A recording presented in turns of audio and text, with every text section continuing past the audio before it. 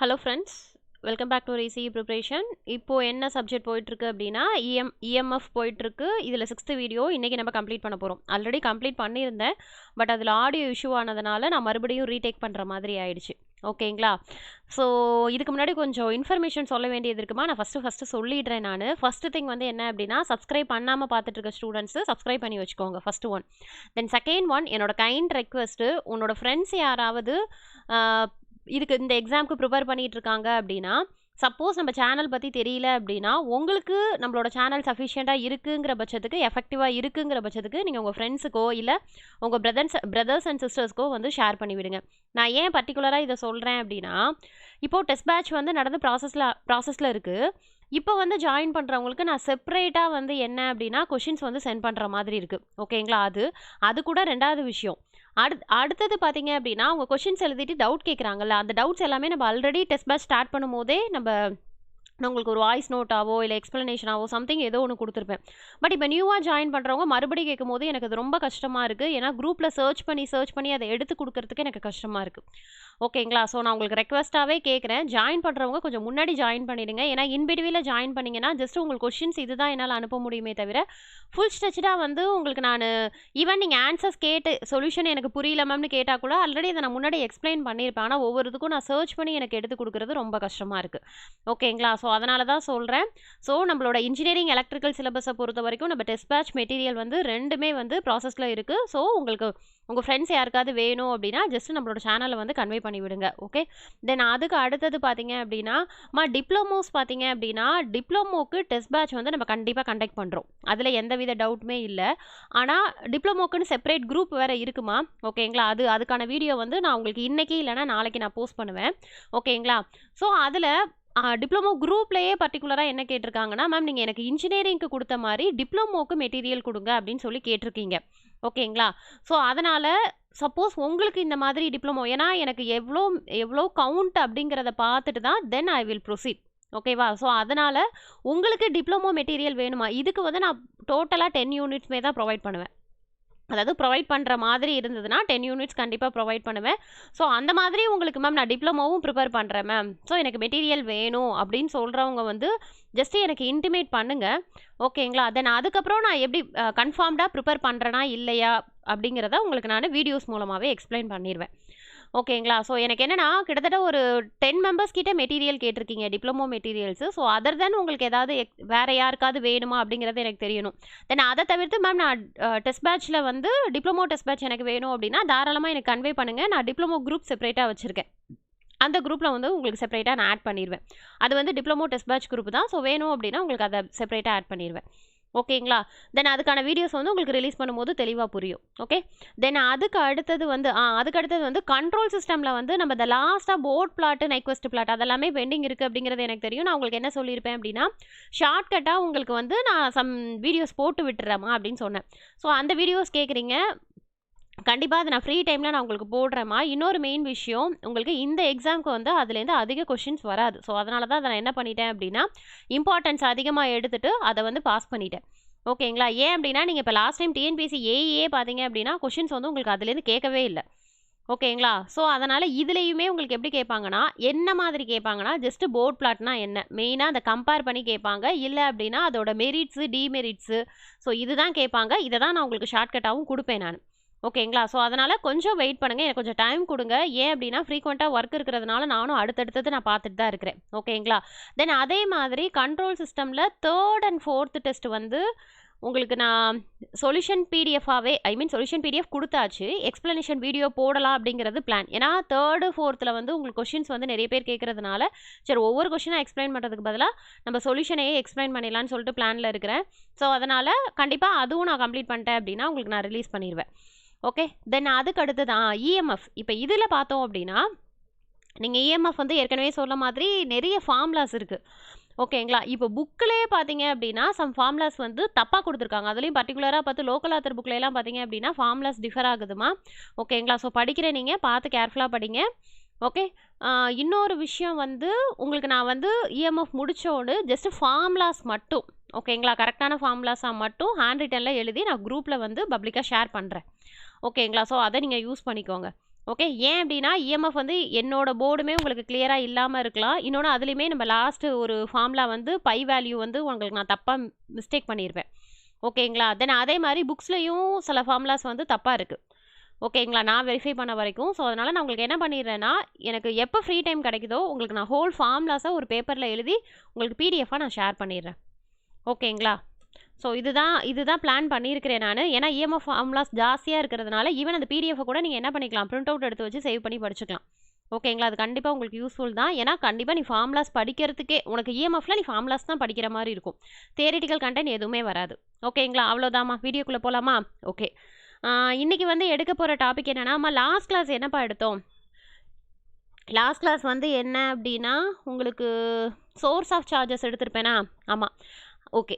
இப்போ நான் என்ன எடுக்க போகிறேன் அப்படின்னா, சிலபஸில் அடுத்தது என்னம்மா இருக்குது? காஸ்ட்லாம் இருக்குது, டைவர்ஜென்ஸ் இருக்குது. ஓகேங்களா. ஸோ இன்றைக்கி எடுக்க போகிறது பார்த்தீங்க அப்படின்னா டைவர்ஜென்ஸ் தியரம் தான் எடுக்க போகிறோம். ஓகே. இன்றைக்கி நான் நிறைய விஷயத்தை எடுத்துட்டேன் அப்படின்னா இன்னும் ஒரே ஒரு டாபிக் மட்டும் தான், ஒரே ஒரு வீடியோ மட்டும் எக்ஸ்ட்ரா போட்டோன்னா எலக்ட்ரிக் ஃபீல்டு ஓவர்மா. ஓகேங்களா. அதுக்கடுத்து மேக்னெட்டிக் ஃபீல்டு தான். ஓகேங்களா. ஸோ இன்றைக்கி எடுக்க போகிறது வந்து தியரம்ஸ் எடுக்க போகிறேன். தென் அதுக்கு அடுத்தது பார்த்தீங்க அப்படின்னா எனர்ஜி. இதெல்லாமே நம்ம இந்த வீடியோவில் பார்க்க போகிறோம். ஓகே. இப்போ பார்த்தீங்கன்னா நான் லாஸ்ட் வீடியோ பார்க்காதவங்க இதை பார்த்தீங்கன்னா சத்தியமாக புரியாது. ஸோ அதனால் அதை பார்த்துட்டு இந்த வீடியோ வந்து பாருங்கள். ரீசன் என்ன அப்படின்னா, லாஸ்ட் வீடியோவில் நம்ம சோர்ஸ்ன்னு சொல்லிட்டு பார்த்துருப்போம். சோர்ஸ் ஆஃப் சார்ஜுன்ட்டு 3 சோர்ஸ் மெயின் சோர்ஸ் சொல்லியிருப்பேன். அதுக்கப்புறம் நம்ம கேல்குலேட் பண்ணியிருப்போம். எதில் கேல்குலேட் பண்ணியிருப்போம்? லயனு, பிளேனு இதெல்லாம் வச்சு கேல்குலேட் பண்ணியிருப்போம். நான் அதெல்லாம் கேட்கல. மெயின் சோர்ஸஸாக வந்து நம்ம என்ன பண்ணியிருப்போம் அப்படின்னா 3 சோர்ஸ் பார்த்துருப்போம். கரெக்டுங்களா. என்னென்ன? லயனு, சர்ஃபேஸு, வால்யூம்னு 3 பார்த்துருப்போம். கரெக்டுங்களா. ஓகே. இப்போது அது உனக்கு நான் எடுத்தது புரிஞ்சுது அப்படின்னா இப்போ சொல்ல போகிற தியரம் உனக்கு தெளிவாக புரியும். நல்லா பார்த்துக்கோ.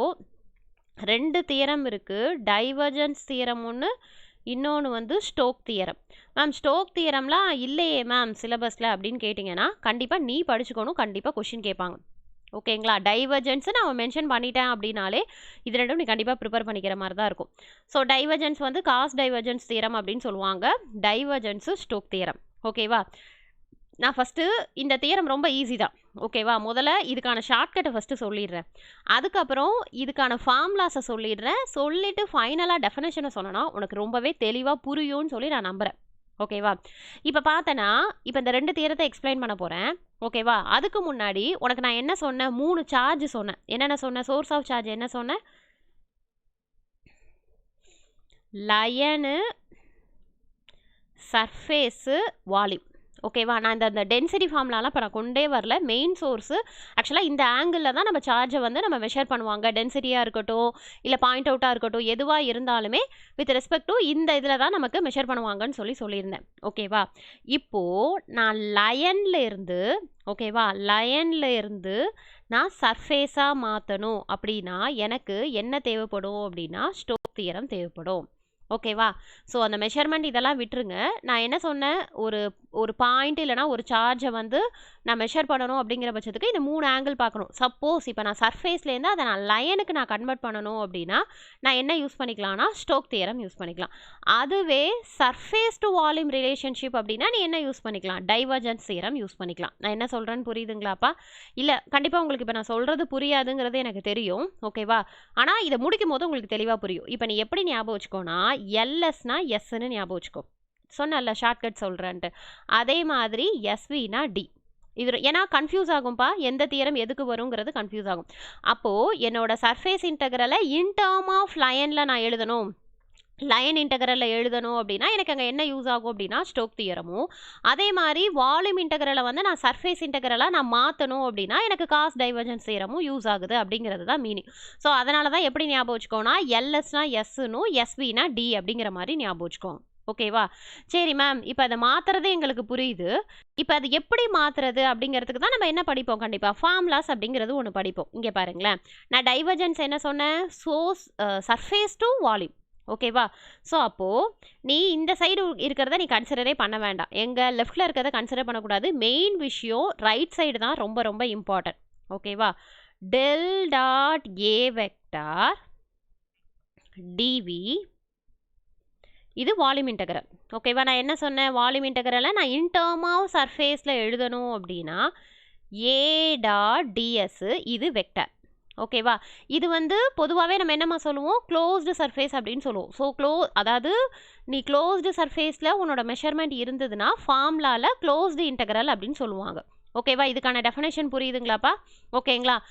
ஜஸ்ட்டு இதுக்கான மீனிங் வந்து க்ளோஸ்டு சர்ஃபேஸ். அது என்ன எப்படி நம்ம ஃபைண்ட் அவுட் பண்ணுவோங்கிறத நான் டெஃபினேஷனில் இதுக்கு அப்புறம் தான் உங்களுக்கு நான் சொல்லுவேன். ஓகேவா? ஸோ இப்போ நான் டைவர்ஜென்ஸ் உனக்கு ஏற்கனவே என்ன சொன்னேன், டைவர்ஜென்ஸுக்கு எஸ்விடின்னு ஞாபகம் வச்சுக்கோன்னு சொன்னேன். ஸோ அப்போது என்னோட அதாவது வால்யூம்லேருந்து சர்ஃபேஸ் இன்டெக்ரலாக நான் மாற்றணும் அப்படிங்கிறதுக்கு நான் டைவர்ஜென்ஸ் தியரம் யூஸ் பண்ணிக்கலாம். அதே மாதிரி இதுலேருந்து இதை மாற்றுறதுக்கு நான் டைவர்ஜென்ஸ் தியரம் யூஸ் பண்ணிக்கலாம் அப்படிங்கிற மாதிரி நான் சொன்னேன். ஓகேவா? ஸ்டோக் தியரம்க்கு என்ன சொன்னேன், line integral ADL equal to double integral of, ஏன்னா இது என்னது சர்ஃபேஸ் மேம். அப்போ இங்கே வால்யூம்க்கு இல்லையே அப்படின்னா வால்யூம் வீணு போட்டாலே அது 3 இன்டெக்ரலை தான் ரெப்ரசன்ட் பண்ணும். ஓகேவா? ஸோ அதனால தான் இங்கே கீழே வீணு போட்டேன். இங்கே சர்ஃபேஸுங்கிறதுனால 2 டெல் கிராஸ் ஏ வெக்டார். ரொம்ப ரொம்ப இம்பார்ட்டன்ட். என்ன அப்படின்னா இந்த தியரத்தில் இங்கே டாட் வரும், இங்கே கிராஸ் வரும். ஓகேவா? ஸோ அதை மறந்துடக்கூடாது. அதுதான் மெயின் விஷயமே. ஓகேங்களா? நான் என்ன சொல்கிறேன்னு புரியுதுங்களாப்பா? இப்போ நான் என்ன சொல்லிட்டேன்னா டைவர்ஜென்ஸ் தியரத்துக்கும் ஸ்டோக் தியரத்துக்குமான ஷார்ட்கட் சொல்லிட்டேன். இது அதுக்கான ஃபார்முலா. ஓகேங்களா? நோட் பண்ணிக்கோங்க. ஓகே. ஸோ இப்போ தான் நான் என்ன பண்ண போகிறேன்னா டெஃபினேஷன் சொல்ல போகிறேன். முதல்ல பார்த்தீங்க அப்படின்னா டைவர்ஜென்ஸ் தியரம்க்கு சொல்கிறேன் பாரு. டைவர்ஜென்ஸ் தியரம்னா பெருசாலாம் நீ யோசிக்க வேண்டிய விஷயமே இல்லை. ஓகேவா? ரொம்ப சிம்பிள். இந்த ஃபார்முலாவை எக்ஸ்பிளைன் பண்ணனா அதுதான் டைவர்ஜென்ஸ் தியரம். ஆனால் நான் உன்ட்ட ஏற்கனவே என்ன சொன்னேன், லெஃப்ட்டை பார்க்கவே பார்க்காதீங்க, ரைட் சைடில் இருக்கிறது தான் ரொம்ப ரொம்ப இம்பார்ட்டன்ட். ரைட் சைடில் இருக்கிறத தான் நான் என்னவா மாற்ற முடியும் அப்படின்னா ரெண்டையுமே மாற்ற முடியும். பட் இங்கே இருக்கக்கூடிய என்னது வால்யூம்லேருந்து நான் சர்ஃபேஸாக எழுதணும்னா டைவர்ஜென்ஸ் தியரம் யூஸ் பண்ணிக்கலாம். அதே மாதிரி சர்ஃபேஸ் இன்டெக்ரலாக நான் லைன் இன்டெக்ரலாக மாற்றணும் அப்படின்னா நான் ஸ்டோக் தியரம் யூஸ் பண்ணிக்கலாம். ஓகேவா?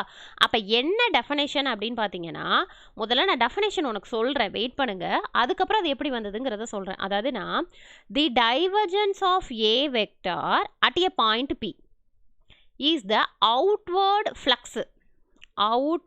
Flux per unit volume shrink about P அப்படின்னு கொடுத்துருக்காங்க.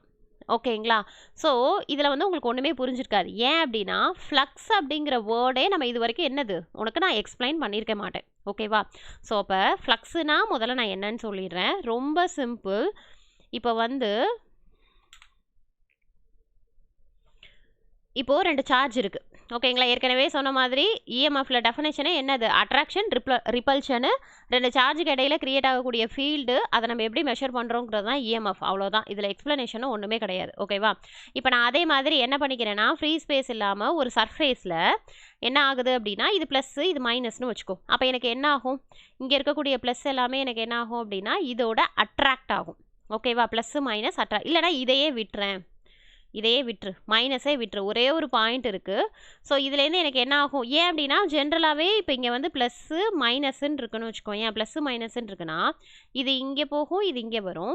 ஆனால் என்ன ஆகும், இதெல்லாமே இந்த சைடு வெளியில் வருமே தவிர பக்கத்தில் இருக்க சார்ஜை பொறுத்து ரியாக்ட் ஆகும். நான் என்ன சொல்கிறேன்னு புரியுதாப்பா? இது ப்ளஸ்ஸு, இது மைனஸு. ப்ளஸ்ஸுக்கு பக்கத்தில் மைனஸ் இருக்கிறதுனால இது ஒன்றுக்கு ஒன்று என்ன ஆகும் அப்படின்னா அட்ராக்ட் ஆகும். அதுவே மைனஸ் பாரு, இங்கே இருக்கக்கூடிய ஃபீல்டெல்லாம் என்ன ஆகும் அப்படின்னா இந்த மாதிரி வெளியில் வரும். ஓகேங்களா? அப்புறம் பக்கத்தில் இருக்கக்கூடிய ஃபீல்டை பொறுத்து இருக்குது. ஜென்ரலாகவே ஒரு சார்ஜ் அப்படின்னா அதை சுற்றி எனக்கு என்ன இருக்கும் அப்படின்னா ஃபீல்டு இருக்கும். இந்த ஃபீல்டு எப்படி ரியாக்ட் ஆகும்னா பக்கத்தில் இருக்கக்கூடிய டிபெண்ட் அப்பான் தி நெய்பர் சார்ஜை பொறுத்து தான் இது ரியாக்ட் ஆகும். இதுவும் ப்ளஸ்ஸாக இருந்து இதுவும் ப்ளஸ்ஸாக இருந்ததுன்னா இது எல்லாமே எப்படி ஆகும், இப்படி ரிப்பல்ஷன் ஆக ஆரம்பிச்சிடும். அதுவே மைனஸாக இருக்கும் போது அட்ராக்ஷன் ஆகணும். இதெல்லாம் நம்ம ஏற்கனவே சொன்னது தான். ஓகேங்களா?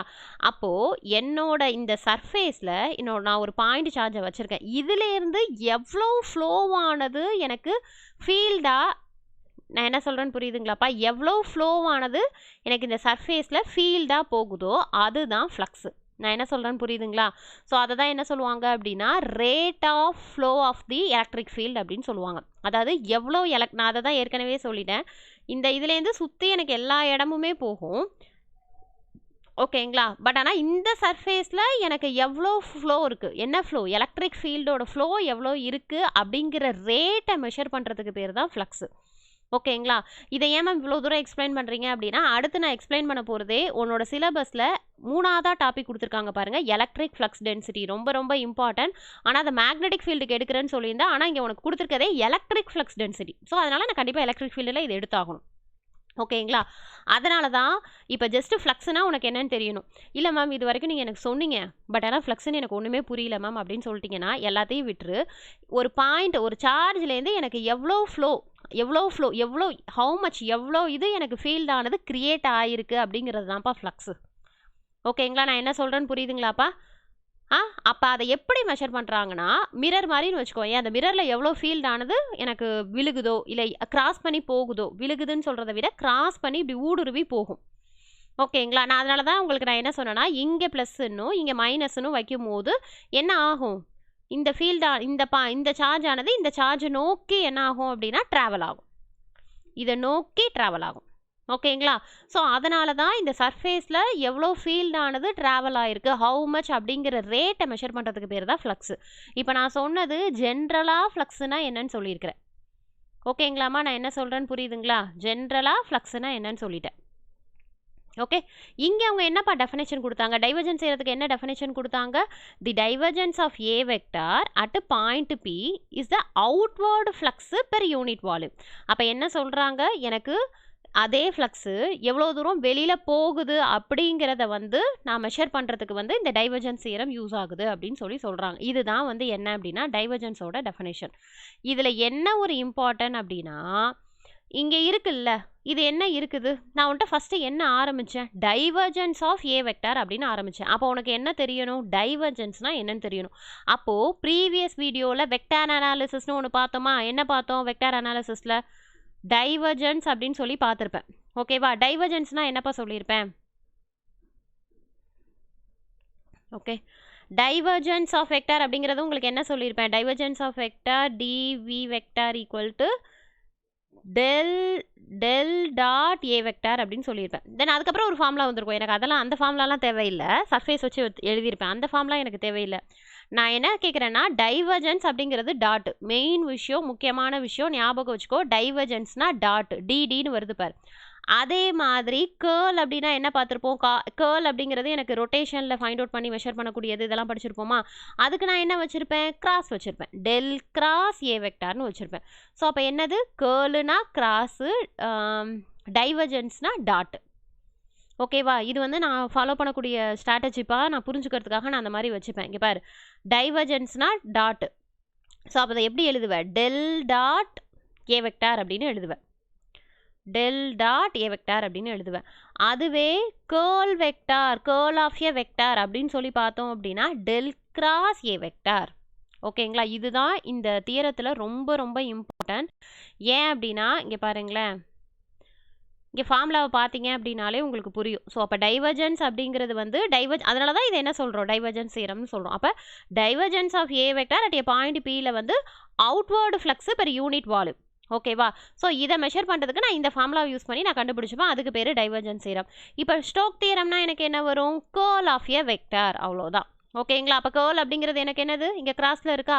ஸோ அப்போ curl of a vector at point பியில் that can be used to if there is a rotation. நான் ஏற்கனவே சொல்லிட்டேன், கேர்ள் அப்படின்னாலே என்னது, ரொட்டேஷன் இர்ரொட்டேஷன் இதெல்லாமே நம்ம கேல்குலேட் பண்ணுவோம்னு சொல்லி பார்த்தேன்னா. ஸோ அப்போ அதில் இருக்கக்கூடிய ரொட்டேஷனை கேல்குலேட் பண்ணுறதுக்கு நான் இந்த தியரம் யூஸ் பண்ணிக்கிறேன், அவ்வளோதான் மீனிங். புரியுதுங்களாப்பா? ஸோ 2 தியரம் புரியுதுங்களா?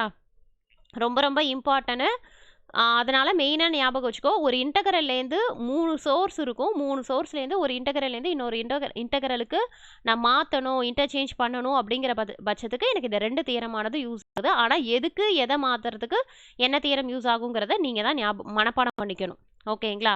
தென் அதுக்கு அடுத்தது இப்போ நான் என்ன சொல்லிட்டேன், நான் உங்களுக்கு ஃப்ளக்ஸுனா என்னங்கிறத ரொம்ப தெளிவாக சொல்லிட்டேன்.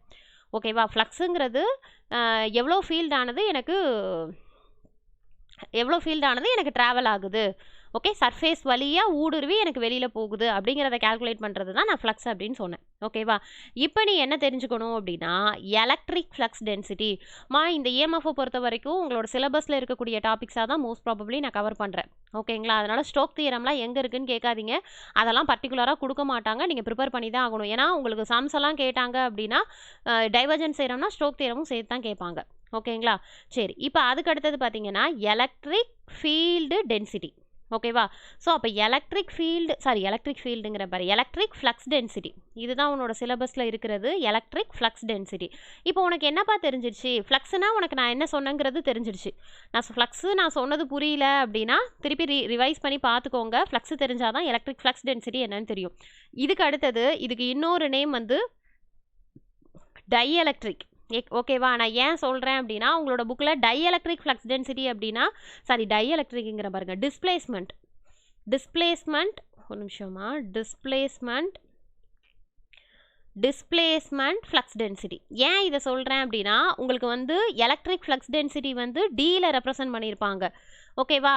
அதனால் என்னது, ஃப்ளக்ஸுக்கு எஃப் தானே வரும், ஏன் டியில் போட்டிருக்காங்கன்னு கேட்காதீங்க. இதோட இன்னொரு நேம் வந்து டிஸ்பிளேஸ்மெண்ட் ஃப்ளக்ஸ் டென்சிட்டி. ஓகேவா? இதை எப்படி இதோட நொட்டேஷன் எப்படி இருக்கும்னா, D vector equal to epsilon E vector, unit ரொம்ப ரொம்ப important, coulomb per metre square. ஓகேங்களா? ஸோ இப்போ நம்ம என்ன கால்குலேட் பண்ணுறோம்? Electric flux density. ஃப்ளக்ஸுனாலே எவ்வளோ ரேட் அப்படிங்கிறத நம்ம சொல்லியாச்சு, எவ்வளோ ஃபீல்டானது எனக்கு ட்ராவல் ஆகுதுன்னு. அப்போது அதோட டென்சிட்டியை நான் மெஷர் பண்ணணும் அப்படின்னா நான் என்ன யூஸ் பண்ணிக்கணும்? இந்த ஃபார்முலா யூஸ் பண்ணிக்கணும். ஸோ அப்போ எலக்ட்ரிக் ஃப்ளக்ஸ் டென்சிட்டி அப்படிங்கிறது ரொம்ப பெரிய கான்செப்டாக இல்லை, ரொம்ப சிம்பிள் கான்செப்ட். இங்கே எழுதியிருக்கேன் பாருங்கள், ஃபார்முலா ரொம்ப ரொம்ப இம்பார்ட்டன்ட். இது என்ன பண்ணுவாங்க அப்படின்னா, கொஷின் உங்களுக்கு டைரெக்டாக கொடுத்து ப்ராப்ளம் கூட கேட்கலாம். ஓகேவா? ஏன்னா உங்களுக்கு எப்சிலான் வேல்யூ தெரியும், 8.84 சம்திங் பெர்மிட்டிவிட்டி ஃபார்முலா நான் முன்னாடி மென்ஷன் பண்ணியிருப்பேன்ல. ஸோ அந்த வேல்யூ இன்ட்டு உனக்கு எலக்ட்ரிக் ஃபீல்டு மட்டும் கொடுத்தாங்கன்னா ஜஸ்ட் மல்டிப்ளை பண்ணி ஃப்ளக்ஸ் டென்சிட்டி கண்டுபிடிக்க வேண்டியதான். புரியுதாம்மா? நான் உங்களுக்கு என்ன சொல்கிறேன்னு புரியுதுங்களா? ஓகே. ஸோ அப்போ எலக்ட்ரிக் ஃப்ளக்ஸ் டென்சிட்டி அப்படிங்கிறது எனக்கு, அப்போ நல்லா தெரிஞ்சுக்கோங்க, இது எனக்கு ஒரு சார்ஜ் அப்படின்னு வச்சுக்கோங்களேன். இது எனக்கு ஒரு சார்ஜ் அப்படின்னா, இந்த பாயிண்ட்லேருந்து எனக்கு எவ்வளோ ஃபீல்டானது எனக்கு ட்ராவல் ஆகுது அப்படிங்கிற அதுக்கான டென்சிட்டியை கால்குலேட் பண்ணுறது தான் எலக்ட்ரிக் ஃப்ளக்ஸ் டென்சிட்டி. அப்போ ரொம்ப சிம்பிள். இதை எப்படி கால்குலேட் பண்ணுவீங்க? ஜஸ்ட்டு வந்து என்ன அப்படின்னா, எவ்வளோ எலக்ட்ரிக் ஃபீல்டு இருக்குது அப்படிங்கிறத என்னோட பெர்மிட்டிவிட்டியோட மல்டிப்ளை பண்ணேன் அப்படின்னா எனக்கு டென்சிட்டியோட வேல்யூ கிடச்சிரும். ஓகேங்களா? அதோட இன்னொரு நேம் தான் டிஸ்பிளேஸ்மெண்ட். அதனால தான் இது என்ன சொல்லியிருப்பாங்க அப்படின்னா டி அப்படின்னு மென்ஷன் பண்ணியிருப்பாங்க. எல்லாமே வந்து வித் டைரக்ஷனோட மென்ஷன் பண்ணுறதுனால மேலே எல்லாமே வெக்டார் ஃபார்மேட்டில் இருக்கும். ஓகேங்களா? ஸோ அதையும் பார்த்துக்கோங்க. தென் அதுக்கு அடுத்தது பார்த்தீங்க அப்படின்னா, அவ்வளோதான், நம்ம எலக்ட்ரிக் ஃப்ளக்ஸ் டென்சிட்டி முடிச்சுட்டு அதுக்கு அடுத்தது காஸ்ட்லா. ஓகே. காஸ்ட்லா ரொம்ப ரொம்ப இம்பார்ட்டன்ட்பா. உங்களோட புக்கில் ஏற்கனவே கொடுத்துருக்காங்க, ஐ மீன் உங்கள் சிலபஸில் கொடுத்துருக்காங்க, காஸ்ட்லானா என்னன்னு கொடுத்துருக்காங்க. ஸோ அதனால் நீ காஸ்ட்லா அப்படிங்கிறது கண்டிப்பாக படிச்சே ஆகணும். ஓகே. காஸ்ட்லா வந்து பார்த்தீங்கன்னா, முதல்ல காஸ்ட்லானா என்னங்கிறத ரொம்ப சிம்பிளாக சொல்லிடுறேன். அதுக்கப்புறம் நம்மளோட இன்ஜினியரிங்கில் வந்து நம்ம எப்படி படிப்போம். ஏன்னா இப்போ சொல்கிற காஸ்ட்லா வந்து என்னென்னா, நம்ம ஃபிசிக்ஸில் படிச்சிருப்போம்ல, 10th 12th ஃபிசிக்ஸில் படிச்சிருப்போம்ல, 10th இல்லை, முன்னாடி கிளாஸ்லேயே படிச்சிருப்போம். ஏன்னா காஸ்ட்லா அப்படிங்கிறது ரொம்ப பேசிக்கு. காஸ்ட்லா அப்படின்னா என்னென்னா, இப்போ நீ சொன்னல ஃப்ளக்ஸுங்கிறது சொன்னல்லப்பா, ஆக்சுவலாக ஃப்ளக்ஸை வந்து இப்படி தான்ப்பா டினோட் பண்ணுவாங்க, பை அப்படின்னு, பை இல்லைனா சை, இந்த மாதிரி டினோட் பண்ணுவாங்க. இதுக்கு ஃபார்முலா வந்து EA cos θ அப்படிங்கிற ஃபார்முலா இருக்கும். ஓகேங்களா? அதாவது என்னோட ஃபீல்டு எனர்ஜி, தென் அதுக்கடுத்து ஏரியா, தென் அதுக்கான ஆங்கிள். ஓகேங்களா? இந்த ஃபார்முலாலாம் இங்கே கேட்க மாட்டாங்க, ஜஸ்ட் உங்களுக்கு நான் சொல்கிறேன் ஃப்ளக்ஸ்னா என்ன. ஏன்னா இது நான் ஸ்கூல் புக்ஸில் பார்த்தது. ஸோ ஃப்ளக்ஸ்னா என்னங்கிறத நான் சொல்லிட்டேன். ஓகேவா? அதுலேருந்து நம்ம ஃப்ளக்ஸ் டென்சிட்டி கண்டுபிடிப்போம்னு சொன்னேன்னா, ஓகே, இதை பேஸ் பண்ணி தான் நீ என்ன பண்ணுற மாதிரி இருக்கும்னா காஸ்ட்லா வந்து படிக்கிற மாதிரி இருக்கும். காஸ்ட்லா அப்படின்னா என்னென்னா ரொம்ப சிம்பிள். இந்த ஃப்ளக்ஸ் இருக்குல்ல, இந்த ஃப்ளக்ஸை வந்து எப்போதுமே நம்ம எதில் கண்டுபிடிப்போம்னா க்ளோஸ்டு சர்ஃபேஸில் தான் கண்டுபிடிப்போம். ஓகேங்களா? க்ளோஸ்டு சர்ஃபேஸ் அப்படிங்கிறது நான் தான் ஏற்கனவே சொல்லிட்டேன், அதாவது ஃப்ரீ ஸ்பேஸ் இல்லாமல் ஒரு பர்டிகுலர், அதாவது இந்த சார்ஜ் அப்படின்னா ஃப்ரீ ஸ்பேஸ் அப்படிங்கிறது எனக்கு அது எல்லையே கிடையாது, இன்ஃபினிட்டின்னு வச்சுக்கலாம். ஓகேங்களா? அதுதான் ஃப்ரீ ஸ்பேஸ். க்ளோஸ்டு சர்ஃபேஸ் அப்படின்னா ஒரு பர்டிகுலர் சர்ஃபேஸ், அது ஒரு ரூமாக கூட இருக்கலாம், இல்லை அப்படின்னா ஒரு சர்க்கிளாக இருக்கலாம். ஒரு பர்டிகுலர் இதில் நான் கால்குலேட் பண்ணுறேன். ஓகேவா? ஸோ அதுதான் க்ளோஸ்டு சர்ஃபேஸ். அப்படி இருந்தால் தானப்போ நான் கண்டுபிடிக்க முடியும் இந்த ரூம்குள்ளே எனக்கு எவ்வளோ இதுவானது. இப்போ நான் வந்து குக் பண்ணுறேன்னு வச்சுக்கோங்க, எனக்கு என்ன ஆகும், புகை வந்து கிரியேட் ஆகுதுன்னு வச்சுக்கோ, சும்மா ஒரு ஜென்ரலாக ஞாபகம் வச்சுக்கிறதுக்காக சொல்கிறேன். ஸோ அப்போ அந்த ரூம்குள்ளே எனக்கு எவ்வளோ புகையானது எனக்கு கிரியேட் ஆகிருக்கு அப்படிங்கிறத மெஷர் பண்ணுறது தான் கிட்டத்தட்ட வந்து ஃப்ளக்ஸ் அப்படிங்கிற மாதிரி மீனிங். ஓகேவா? சரி. இப்போ காஸ்ட்லா என்ன மேம் அப்படின்னு கேட்டிங்கன்னா, இந்த ஃப்ளக்ஸ் இருக்குல்ல, எது இந்த எலக்ட்ரிக் ஃப்ளக்ஸ் சை அப்படின்னு சொன்னல. ஓகே, இது ஒரு க்ளோஸ் சர்ஃபேஸில் கிரியேட் ஆகும்னு சொன்னல. இதோட வேல்யூவானது எதுக்கு ப்ரொபோஷனலாக இருக்கும் அப்படின்னா, is directly proportional to the net electric charge Qக்கு டைரக்ட்லி ப்ரொபோஷனலாக இருக்கும். இது நான் உனக்கு எக்ஸ்பிளைன் பண்ணணுன்னே தேவையில்லை. நீனே நான் சொன்னது புரிஞ்சுதுன்னா ப்ராக்டிக்கலாக நீ இது படிக்கலாம். இங்கே பாரு, நான் உனக்கு ஃப்ளக்ஸ் என்ன சொன்னேன், எவ்வளோ ஃபீல்டு ஜென்ரேட் ஆகுதோ அதோட ரேட், அதோட அமௌண்ட்டை நான் கால்குலேட் பண்ணுறது தான் ஃப்ளக்ஸ்ன்னு சொன்னேன்னா, அப்போ கண்டிப்பாக கிரியேட் ஆகக்கூடிய ஃபீல்டுக்கு இது டைரக்ட்லி ப்ரொபோஷனலாக தானே இருக்கும். ஃபீல்டு அதிகமாக இருந்துச்சுன்னா ஃப்ளக்ஸ் அதிகமாக இருக்கும். ஓகேவா? ஸோ ஃபீல்டு கம்மியாக இருந்துச்சுன்னா எனக்கு என்ன ஆகும், ஃப்ளக்ஸு கம்மியாக இருக்கும். ஸோ அப்போ கண்டிப்பாக எப்படி இருக்கும், டைரக்ட்லி ப்ரொபோஷனலாக இருக்கும். அதை தானே என்ன சொல்லுவாங்க அப்படின்னா காஸ்லா அப்படின்னு சொல்லுவாங்க. அப்போது எனக்கு க்ளோஸ்டு சர்ஃபேஸில் ஜென்ரேட் ஆகக்கூடிய ஃப்ளக்ஸோட வேல்யூவானது proportional to the net electric charge அப்படின்னு சொல்லுவாங்க. எலக்ட்ரிக் சார்ஜ் அப்படின்னா என்னது, Q அப்படின்னு சொல்லி ரெப்ரசென்ட் பண்ணுவோமா. ஸோ நெட் எலக்ட்ரிக் சார்ஜ் அப்படின்னா இதுக்கான எலக்ட்ரிக் சார்ஜ். ஓகேங்களா, இதுக்கான நெட் எலக்ட்ரிக் சார்ஜுக்கு எனக்கு எப்படி இருக்குமா, டைரக்ட்லி ப்ரொபோஷனலாக இருக்கும். இதுவுமே வந்து என்ன அப்படின்னா என்க்ளோஸ்டு சர்ஃபேஸ் வந்து enclosed by the closed surface. ஓகேவா? ஸோ அப்போ இதுக்கான ஃபார்முலா வந்து psi = Q/ε0. புரியுதுங்களாப்பா? ஸோ அப்போ Q அப்படிங்கிறது எனக்கு என்னது, Qங்கிறது தான் நெட் சார்ஜ் அப்படின்னு சொல்லி இப்போ சொன்னல. ஓகே, ஸோ இது வந்து பேசிக் காஸ்லா. ஓகேங்களா, பட் ஆனால் நம்மளோட இன்ஜினியரிங் புக்கில் பார்த்தீங்கன்னா இது பேசிக்ஸும் கொடுத்துருப்பாங்க. ஆனால் மெயின் விஷயம் என்ன அப்படின்னா இதில் 2 ஃபார்ம் இருக்குப்பா, டிஃப்ரென்ஷியல் ஃபார்ம், இன்டெக்ரல் ஃபார்ம்னு இருக்குது. பெரிய பெரிய டெரிவேஷன் நான் அதெல்லாம் இப்போ எடுக்க போகிறதில்ல. ஜஸ்ட் டிஃப்ரென்ஷியல் ஃபார்முக்கான ஃபார்முலா என்ன, இன்டெக்ரல் ஃபார்முக்கான ஃபார்முலா என்ன அப்படின்னு. இப்போது காஸ்லாவை வந்து இப்படி ரெப்ரசென்ட் பண்ணியிருப்பாங்க உன்னோட புக்கில். இப்படி ரெப்ரசென்ட் பண்ணிவிட்டு க்ளோஸ்டு இன்டெக்ரல் ஆஃப் டி அப்படிங்கிறது ஏற்கனவே நான் என்ன சொன்னேன், இதுக்கு முன்னாடி சொன்னது ஜஸ்ட் காஸ்லாவோட மீனிங் என்னன்னு சொன்னேன். எனக்கு எவ்வளோ ஃப்ளக்ஸ் ஆனது நான் கண்டுபிடிக்கிறேனோ அது வந்து எதுக்கு ப்ரொபோஷனலாக இருக்குன்னா அந்த சார்ஜோட நெட் சார்ஜுக்கு எனக்கு டைரக்ட்லி எலக்ட்ரிக் சார்ஜுக்கு. ஓகேங்களா, நான் அந்த பாயிண்ட் பண்ணல, Q சார்ஜ் அப்படிங்கிற ஒரு பாயிண்ட் பண்ணல. ஸோ அதோட எலக்ட்ரிக் சார்ஜுக்கு டைரக்ட்லி ப்ரொபோஷனலாக இருக்குன்னு சொன்னேன். ஓகேவா?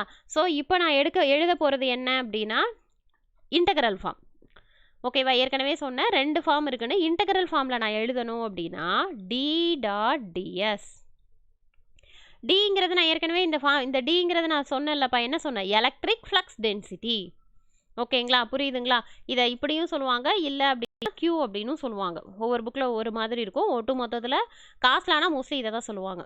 ஓகேவா, இந்த மாதிரி ஒரு நோட்டேஷன் போட்டு இது என்னோட டிஃப்ரென்ஷியல் ஃபார்ம். ஓகே, ஸோ அப்போ d.ds அப்படிங்கிறது எனக்கு இந்த வேல்யூ எதுக்குப்பா ஈக்குவலாக இருக்கும், d.ds.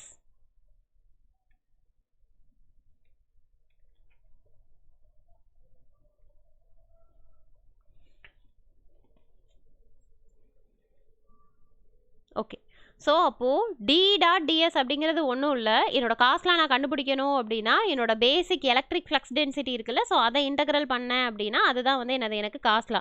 ஸோ இதோட வேல்யூ எனக்கு எதுக்கு ஈக்குவலாக இருக்கும், இன் டேர்ம் ஆஃப் வால்யூமில் எழுதணும் அப்படின்னா ρV/dV. என்ன சொல்கிறேன்னு புரியுதுங்களாப்பா? ஓகேங்களா, ஸோ காஸ்லாவோட இம்பார்ட்டன்ட் ஃபார்முலா இதுதான், அதுலேயும் மெயினாக இதுதான் இம்பார்ட்டன்ட் ஃபார்முலா. ஓகேங்களா, ஏன் அப்படின்னா என்னோடது க்ளோஸ்டு சர்ஃபேஸு, அதனால் வித் ரெஸ்பெக்ட் டு சர்ஃபேஸில் என்னோட எலக்ட்ரிக் ஃப்ளக்ஸ் டென்சிட்டியை நான் இன்டெக்ரல் பண்ணேன் அப்படின்னா அதோட வேல்யூ தான் எனக்கு என்னது, Q. ஓகேங்களா, ஸோ இதை தான் எது டிஃபைன் பண்ணுதுன்னா எனக்கு காஸ்லாவானது டிஃபைன் பண்ணுது. ஓகேங்களா, சரி, இது இன்டெக்ரல் ஃபார்மு. டிஃப்ரென்ஷியல் ஃபார்ம்னோட நீங்கள் என்ன பண்ணக்கூடாது, இன்டெக்ரல் இருக்கிற மாதிரி டிஃப்ரென்ஷியேட் இருக்கணும் எதிர்பார்க்கக்கூடாது. ஸோ அதெல்லாம் டெரைவ் பண்ணி தான் நமக்கு என்ன ஃபார்முலா வரும்னா del.d ஈக்குவல் டு ρV. ஓகேங்களாம்மா, நான் என்ன சொல்கிறேன்னு புரியுதுங்களா? இதுதான் வந்து என்ன அப்படின்னா டிஃப்ரென்ஷியல் ஃபார்ம். ஆனால் சப்போஸ் உன்னோட புக்கில் என்ன கொடுப்பாங்கன்னா பாயிண்ட் ஃபார்ம் அப்படின்னு சொல்லி கொடுத்துருப்பாங்க. காஸ்லாவோட பாயிண்ட் ஃபார்ம் அப்படின்னு சொல்லி கொடுத்துருப்பாங்க. அப்படின்னா என்னென்னா del.d டாட் அப்படிங்கிறதுனால அது பாயிண்ட் ஃபார்ம் அப்படின்னு சொல்கிறாங்க. ஸோ del டாட், அப்போ இனி என்னது, இதே டி தான் இங்கேயும் வரும். நல்லா பாருங்கள், இதே லா தான் இது. இன்டெக்ரல் ஃபார்ம் அப்படிங்கிறதுனால இப்படி எழுதியிருக்கிறோம். டிஃப்ரென்ஷியல் ஃபார்ம் அப்படிங்கிறதுனால ஜஸ்ட் del.d ஈக்குவல் டு எனக்கு என்ன வந்துடும் அப்படின்னா ρV அப்படின்னு வந்துடும். ஓகேங்களா, இதில் என்ன ஒரு இம்பார்ட்டன்ட் கொஷின் கேட்பாங்க அப்படின்னா காஸ்லா வந்து ஃப்ரீ ஸ்பேஸ் ரீஜியனில் எப்படி இருக்குன்னு கேட்பாங்க. நான் இப்போ ஏற்கனவே சொல்லிட்டேன், எனக்கு ஃப்ரீ ஸ்பேஸை விட ஒரு பர்டிகுலர் ரீஜியனில் தான் இது எனக்கு என்ன ஆகும் அப்படின்னா ரொம்ப எஃபெக்டிவாக இருக்கும் அப்படின்னு சொல்லி பார்த்தோம். ஓகேவா, அப்போ எப்படி கொஷின் கேட்பாங்கன்னா காஸ்லா ஃப்ரீ ரீஜியனில் எப்படி இருக்கும், என்னன்னா டிஃபால்ட்டாக எனக்கு எப்படி இருக்குன்னா 0வாக இருக்கும். ஏன்னா அது நம்மளால் மெஷர் பண்ண முடியவே முடியாது. ஓகேங்களா, ஸோ அதனால் எனக்கு ρV வேல்யூ 0, அதனால் எனக்கு என்னது del.dயோட வேல்யூவும் எனக்கு 0வாக இருக்கும்.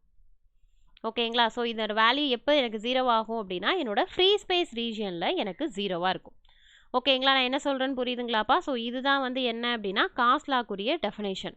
ஓகே, தென் அதுக்கு அடுத்தது பார்த்தீங்க அப்படின்னா, ஸோ தென் அதனால் சரி ஓகே, இப்போ நம்ம என்ன பார்த்துருக்கோம், காஸ்லானா என்னங்கிற பேசிக் காஸ்லானா என்ன, ஆமாம் இதுக்கு ஆனால் ரொம்ப ரொம்ப இம்பார்ட்டன்ட்மா. ஏன்னா என்னோட டோட்டல் எலக்ட்ரிக் ஃபீல்டோட அமௌண்ட்டை வந்து கால்குலேட் பண்ணுறதுக்குலாம் இந்த ஃபார்முலா யூஸ் ஆகுது. நம்ம எப்படி வந்து கூலும்ஸ் லாவில் வந்து மெயின் விஷயம் ஃபோர்ஸ் கண்டுபிடிச்சி அதுலேருந்து நம்ம ஃபீல்டு கண்டுபிடிப்போம்னு சொன்னோம்ல, எலக்ட்ரிக் ஃபீல்டு கண்டுபிடிக்கணும்னா ஃபோர்ஸ் அப்படிங்கிற ஃபார்முலா வேணும், ஃபோர்ஸ்க்கு நான் கூலும்ஸ் லா யூஸ் பண்ணிக்கிறேன்னு சொன்னேன்ல, அதே மாதிரி எனக்கு ஃப்ளக்ஸ் அப்படின்னாலே எனக்கு காஸ்லா வந்து யூஸ் பண்ணிக்கிற மாதிரி இருக்கும். ஓகேங்களா? ஸோ அதனால் இது எங்கே எனக்கு யூஸ் ஆகும், இதோட அப்ளிகேஷன் ஓரியன்ட் பார்த்தீங்க அப்படின்னா, அதுவுமே உங்கள் புக்ஸில் நிறைய கொடுத்துருப்பாங்க. அப்ளிகேஷன்ஸ் பார்த்தீங்க அப்படின்னா, அதாவது நான் அந்த பர்டிகுலராக சொன்னேன்ல க்ளோஸ்டு சர்ஃபேஸ், ஸோ அது என்ன மாதிரியெல்லாம் இருக்கும் அப்படின்னா, எனக்கு ஸ்ட்ரைட் ஒயராக இருக்கலாம், இல்லை அப்படின்னா பிளேட்டாக இருக்கலாம், ஷீட் இருக்குல்ல, எல்லாமே யூனிஃபார்மாக சார்ஜாக இருக்கணும். அதாவது நீ உன்னோட கண்டிஷன் எப்படி இருக்கணும், இந்த காஸ்ட்லாம் யூஸ் பண்ணி நான் ஃப்ளக்ஸ் டென்சிட்டி மெஷர் பண்ணுறேன் அப்படிங்கிற பட்சத்துக்கு எனக்கு எப்படி இருக்கணும் அப்படின்னா, எல்லாமே யூனிஃபார்ம்லி சார்ஜ்டு வித் எப்படி இருக்கும் அப்படின்னா, ஒயர் ஸ்ட்ரைட் ஒயரில் யூஸ் பண்ணிக்கலாம், இல்லை பிளேட்டில் இன்ஃபைனைட் பிளேட்டில் யூஸ் பண்ணிக்கலாம், தென் இல்லை அப்படின்னா ஸ்பியர். ஸோ இந்த மாதிரி பல டைரக்ஷனில் வந்து நான் என்ன பண்ணிக்கலாம் அப்படின்னா காஸ்ட்லாவை யூஸ் பண்ணிக்கலாம். பட் ஃப்ரீ ஸ்பேஸில் எனக்கு 0 ஆகிடும். அது தெளிவாக இருக்கணும். ஓகேங்களா? சரி.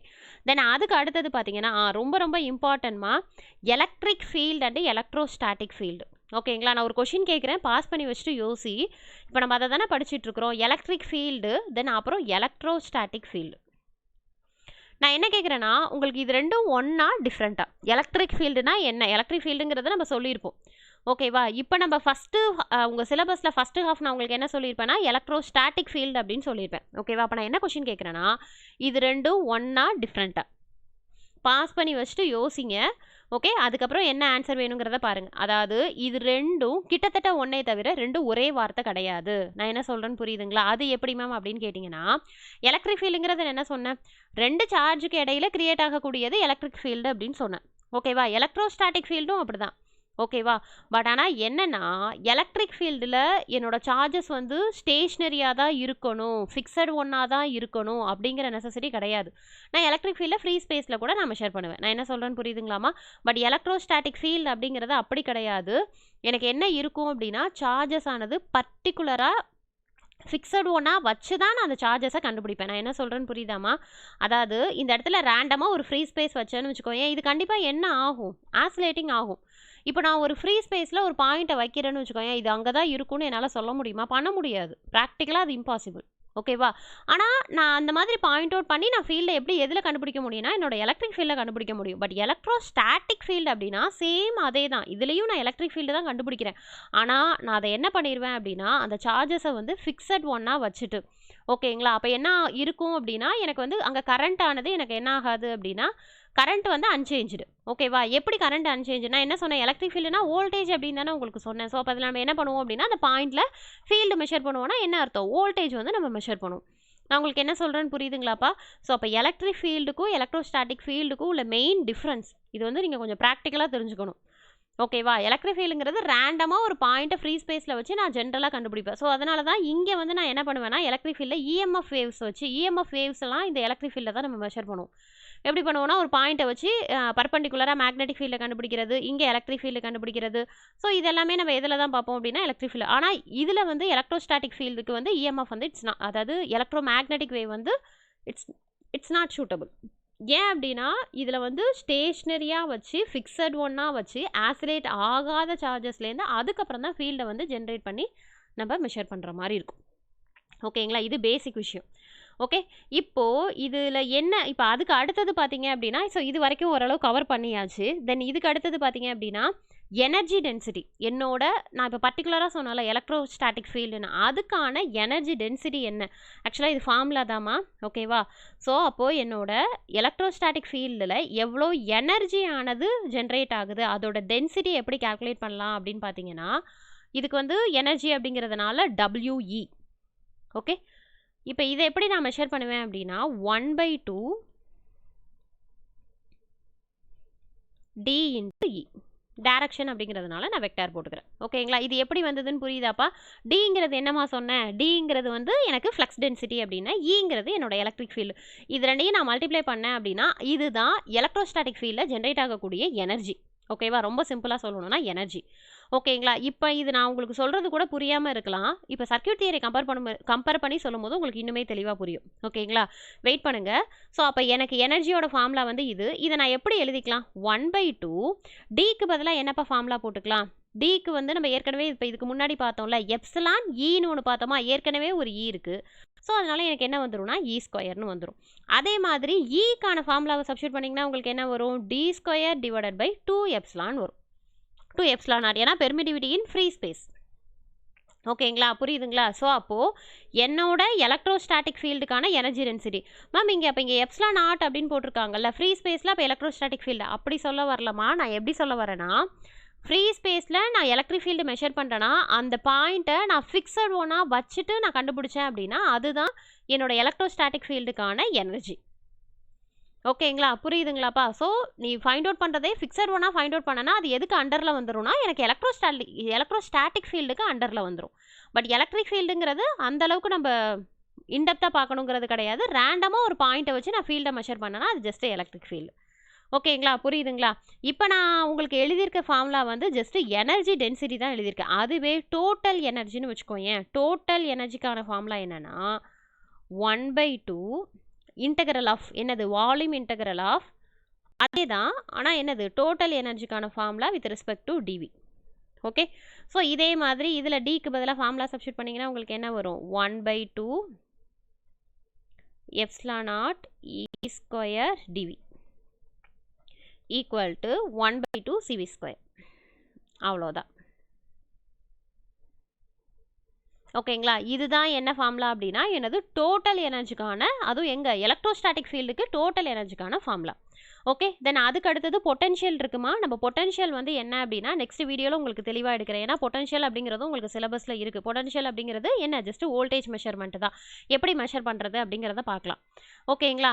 இப்போது நம்ம இப்போது இந்த இது உங்களுக்கு ஃபார்முலா புரியுது என்னங்கிறது எனக்கு தெரியல. ஆனால் ஜென்ரலாக நம்ம வந்து என்ன அப்படின்னா எலக்ட்ரிக் ஃபீல்டில் எப்படிப்பா கண்டுபிடிப்போம்? சரி, இது சர்க்யூட் தியரியில் எப்படி கண்டுபிடிப்போம்னா என்னோட சார்ஜை எப்படி மெஷர் பண்ணுவேன்? ஜென்ரலாக C/V அப்படிங்கிற ஃபார்முலா கண்டுபிடிப்பேன். அதே மாதிரி சையோட வேல்யூ எப்படி கண்டுபிடிப்பேன்னா L/I அப்படின்னு நம்ம கண்டுபிடிப்போம். ஓகேவா? இதெல்லாம் சர்க்யூட் தியரியில். இதே ஃபார்முலா தான் இங்கே நான் EMFல எப்படி கண்டுபிடிப்பேன்னா, நல்லா ஞாபகம் வச்சுக்கோ, சிக்கு பதிலாக எனக்கு என்ன வந்துடும்? கான்ஸ்டன்ட் வேல்யூ எப்சிலான் நாட் அப்படின்னு வந்துடும், இல்லைனா எப்சிலானாவது வந்துடும். ஓகேவா? வோல்டேஜுங்கிறது நான் ஏற்கனவே உங்களுக்கு என்ன சொன்னேன்? எலக்ட்ரிக் ஃபீல்டுன்னு சொன்னேன், அதனால இதை வந்து நான் எப்படி ரெப்ரசென்ட் பண்ணுவேன்னா, இப்போ இங்கே நான் ஃப்ளக்ஸ்ன்னு சொன்னேன்ல, ஃப்ளக்ஸ் டென்சிட்டின்னு சொன்னேன்ல.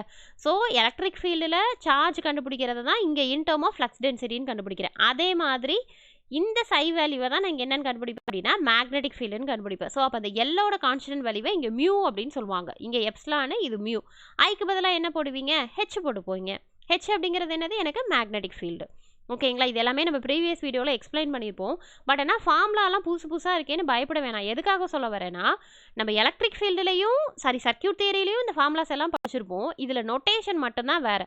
விங்கிற இடத்துல ஈன்னு மாத்திர, ஐங்கிற இடத்துல ஹெச்னு மாத்திர, அவ்வளோதான் டிஃப்ரென்ஸு. இங்கே கெப்பாசிட்டர் இண்டக்டருக்கு பதிலாக இங்கே எப்சிலான் மியூ அப்படின்னு போடுறேன், அவ்வளோதான். ஏன்னா அங்கே நம்ம ஏதாவது ஒரு சோர்ஸ் வச்சு நம்ம கால்குலேட் பண்ணுறோம், ஒரு எலமெண்ட் வச்சு கால்குலேட் பண்ணுறோம். பட் இங்கே வந்து என்ன அப்படின்னா அதுக்கு பதிலாக நம்ம என்ன பண்ணிக்கிறோம்? ஃப்ரீ ஸ்பேஸோ இல்லை சர்ஃபேஸோ something whatever it is. ஓகேவா? ஸோ ஏதோ ஒன்று வச்சு நம்ம மெஷர் பண்ணுறோம். ஓகேவா? அதனால எனக்கு ஃபார்முலா வந்து இப்படி வந்து மாறுது. ஓகே. அதே மாதிரி பாரு, நம்ம எனர்ஜி என்ன கண்டுபிடிச்சிருப்போம்? ½ CV² கண்டுபிடிச்சிருப்போம். இந்த ஃபார்முலாலாம் ஃபெமிலியர் ஃபார்முலா எதில்? சர்க்யூட் தியரியில். அதே இதை இங்கே எப்படி கண்டுபிடிப்போம் அப்படின்னா சேம் இதே தான், எப்சிலான் E². இதை இப்போ எதுக்கு இதை சொல்ல வரேன்னா, இங்கே இருக்கிற ஃபார்முலா தான்ப்பா இங்கே உங்களுக்கு மேலே இப்போ எழுதி போட்டிருக்கிறேன். W = 1/2 எப்சிலான் E² ஒரு ஃபார்முலா எழுதி போட்டிருக்கேன்ல, இது. ஓகே. இது பர்டிகுலராக எலக்ட்ரோஸ்டாட்டிக் ஃபீல்டுக்கான எனர்ஜிங்கிறதுனால எனக்கு இப்படி வந்திருக்குது ஃபார்முலா. பட் ஜென்ரலாக இப்போ ஃபார்முலா புரியுதுங்களா? ½ CV² அப்படிங்கிறது நம்ம கால்குலேட் பண்ணியிருப்போம். ஓகேவா? சர்க்யூட் தியரியில் நம்ம ஃபைண்ட் அவுட் பண்ணி நம்ம சம்ஸ் எல்லாமே போட்டிருப்போம். அதே தான் இங்கே அதுக்கு பதிலாக ஜஸ்ட் எப்சிலான் E² போட்டிருக்கேன். அப்போ அங்கே உனக்கு வோல்டேஜ் வேல்யூ கொடுத்துருப்பான், இங்கே வந்து உனக்கு ஃபீல்டோட வேல்யூ கொடுத்துருப்பான். சம் ஃபீல்டு வேல்யூ கொடுத்துருப்பான், நீ ஜஸ்ட் சப்ஸ்டியூட் பண்ணி ஆன்சர் போட வேண்டியதான். அவ்வளோதாம்மா. நெக்ஸ்ட் வீடியோவில் வந்து நெக்ஸ்ட் வீடியோ பார்த்தீங்கன்னா ஒரு வீடியோவில் முடிக்கிற மாதிரி நான் பார்க்குறேன். என்னன்னா 2 டாபிக் தான் இருக்குது. டைஎலக்ட்ரிக் மீடியமும் கெப்பாசிட்டன்ஸும் தான் இருக்குது. ஓகேங்களா? அது ஒன்று இருக்குது, இன்னொன்று வந்து இந்த பொட்டன்ஷியல் இருக்குது. ஓகேவா? ஸோ பொட்டன்ஷியலையும் ஃபார்முலாஸ் தான் இருக்கும். எடுத்துட்டோம் அப்படின்னா ஃபுல்லாகவே எலக்ட்ரிக் ஃபீல்டு ஓவர். ஓகே. வேறு ஏதாவது டவுட் இருந்ததுன்னா கீழே கமெண்ட் பண்ணுங்கள். தேங்க்யூ.